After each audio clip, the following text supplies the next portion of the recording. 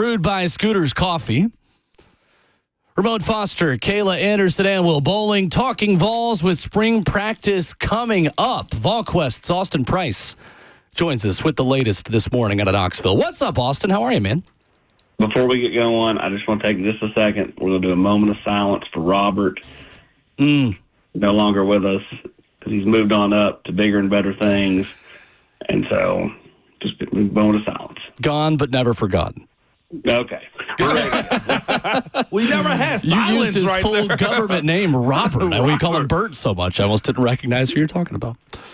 I love it. All right, Austin, spring practice here. It comes quickly, doesn't it? Coming up this Friday. What interests you most as Tennessee hits the practice field? What do you feel like is the most interesting storyline going into the spring?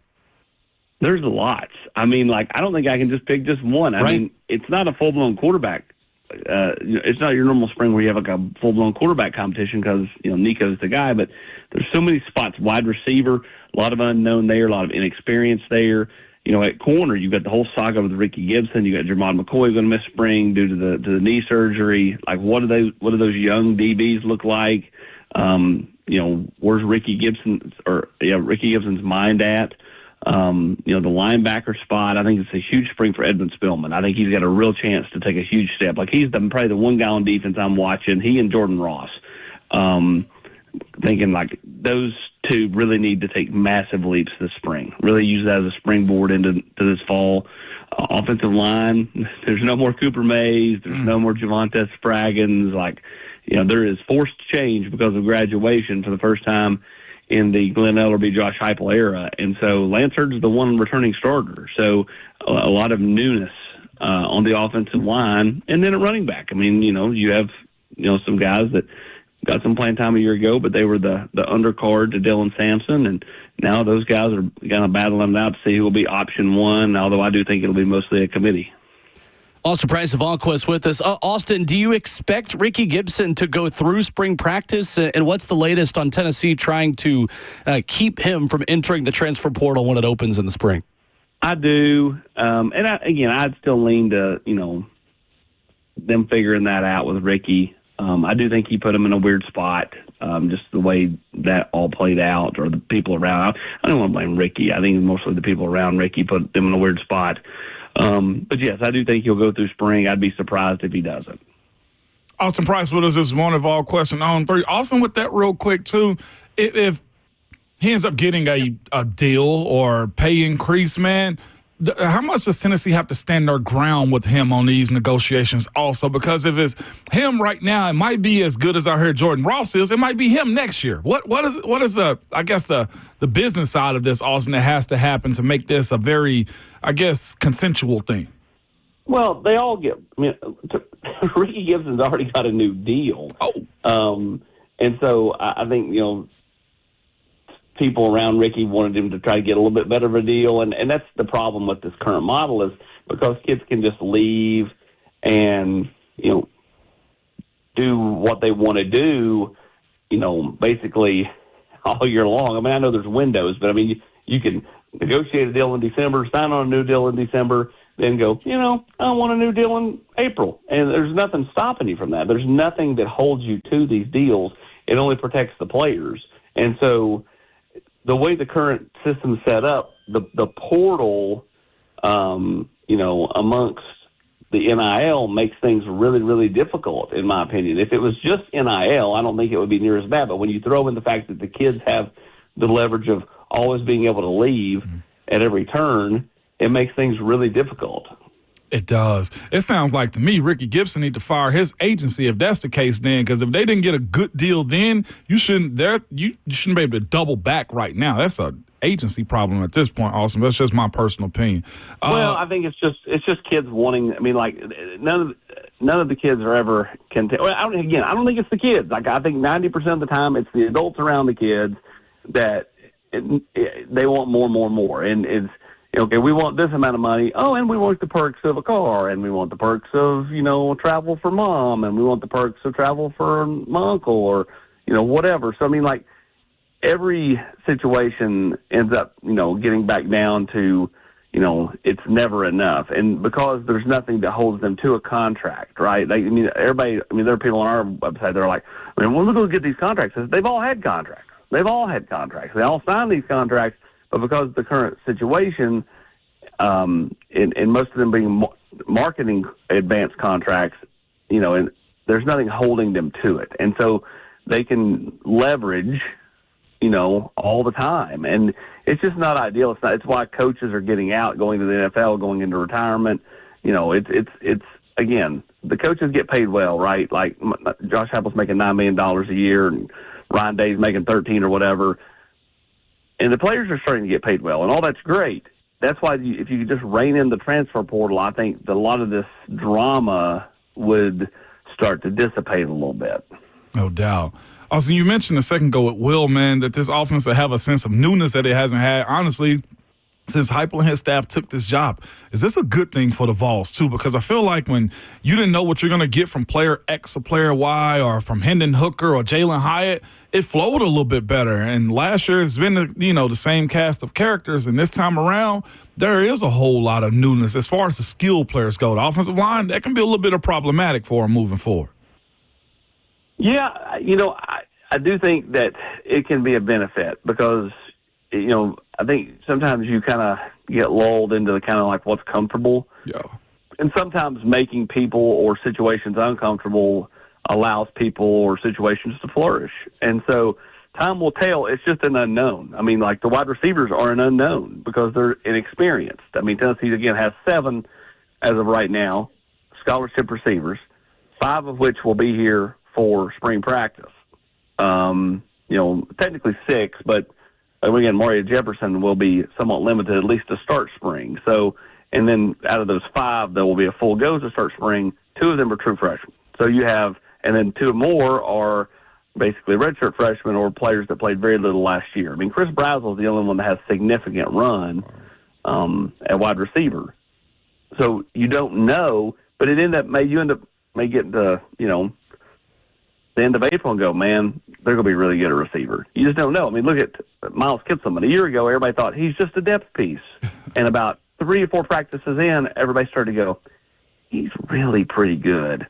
And the more you kept saying it, the fans were like, no, Ethan Davis, Holden stays. And I'm like, I'm telling you, this guy has a real shot to be the starter. You could tell the way they were talking. They were talking about him last spring the same way they talked about Jalen Wright the previous offseason.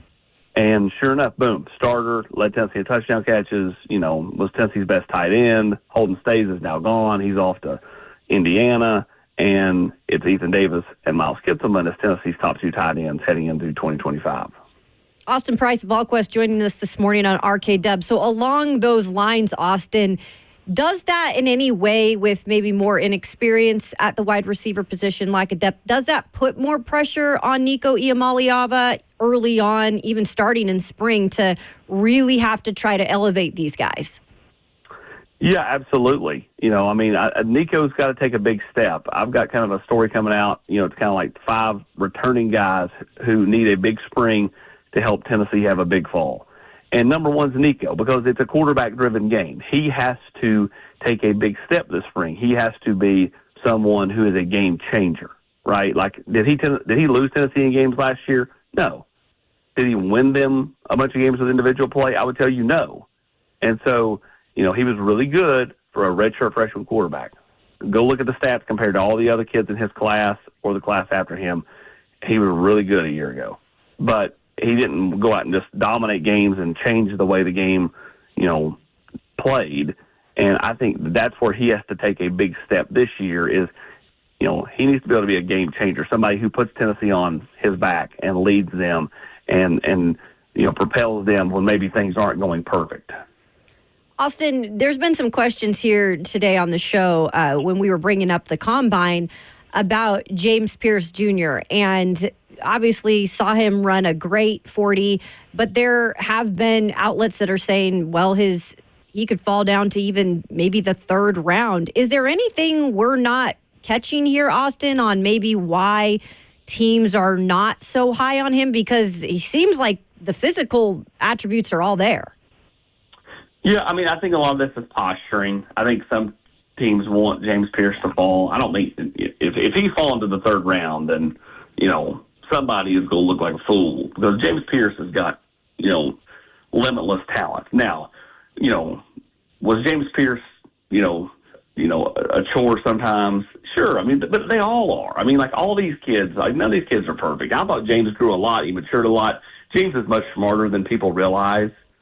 And, again, like when you go back, I mean, Juwan Jennings was a handful when he was here, and he's doing just fine. Yeah. So, same thing with Sean Ellis back in the 90s or Raynoch Thompson. I mean, like James Pierce, whoever drafts him is going to get a steal, especially if they get him late in round 1, early in round 2. Like if he falls to the third round, then that would be a travesty. And again, whoever's going to get him is going to get a angry, motivated kid.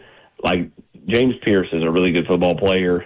He, obviously, we're all still. I'm 41. I'm still maturing. I can still be a kid at times. So he's still maturing.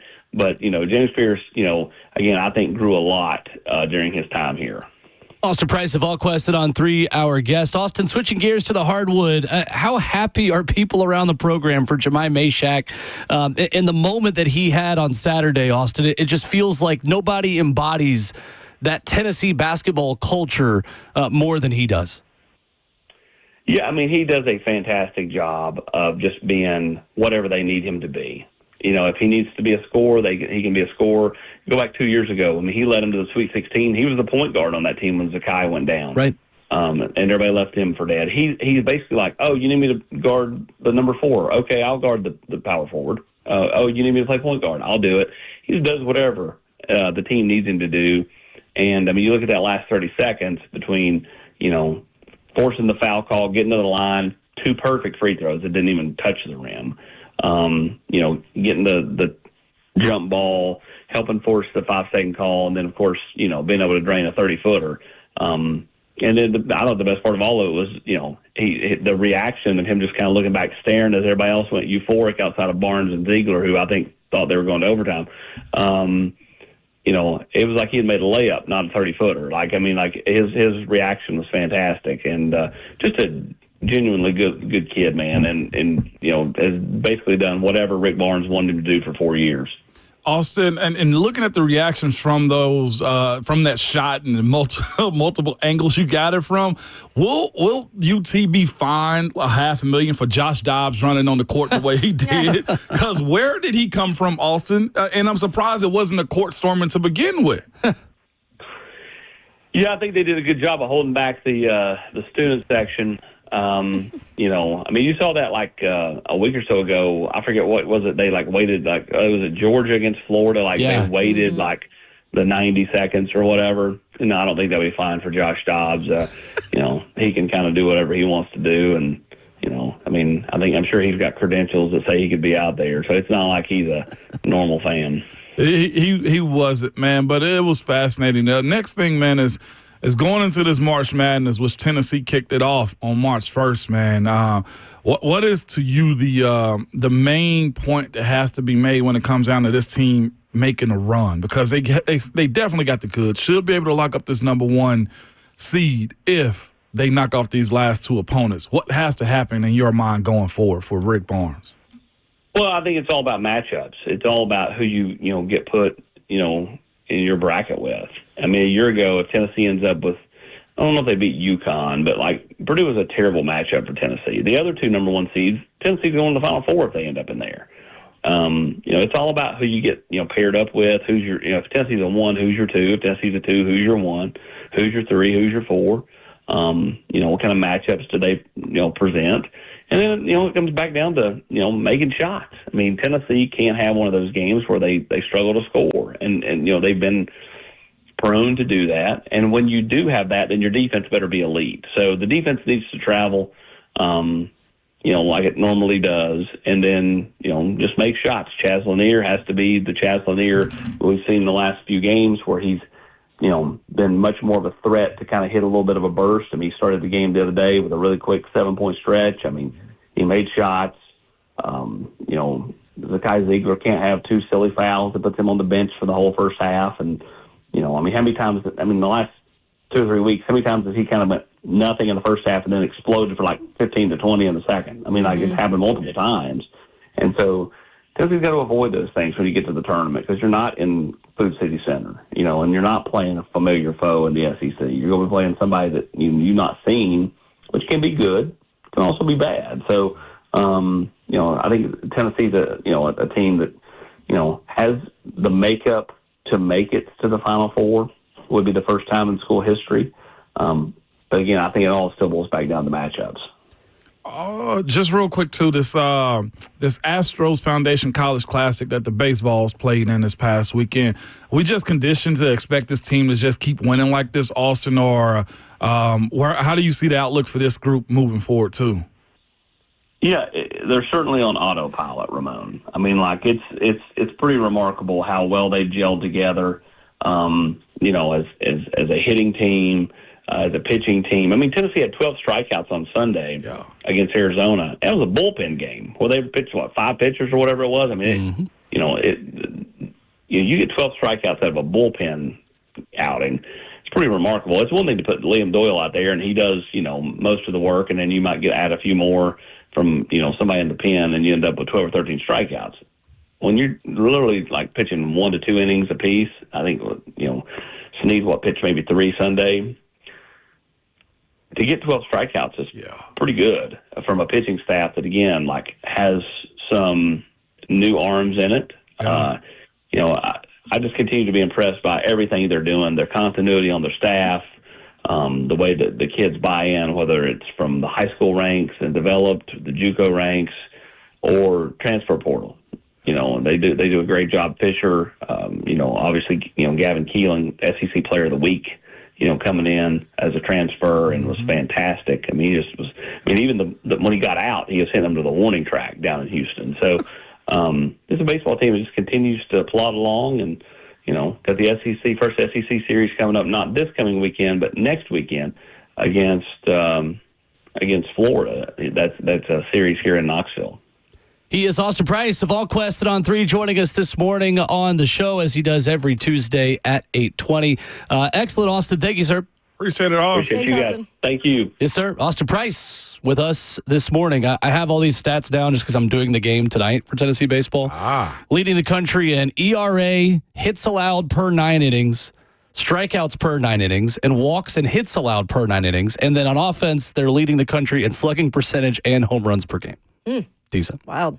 Coming up, we thought a team was going to do Hard Knocks this offseason. Turns out, never mind. Ooh. We'll talk about it next.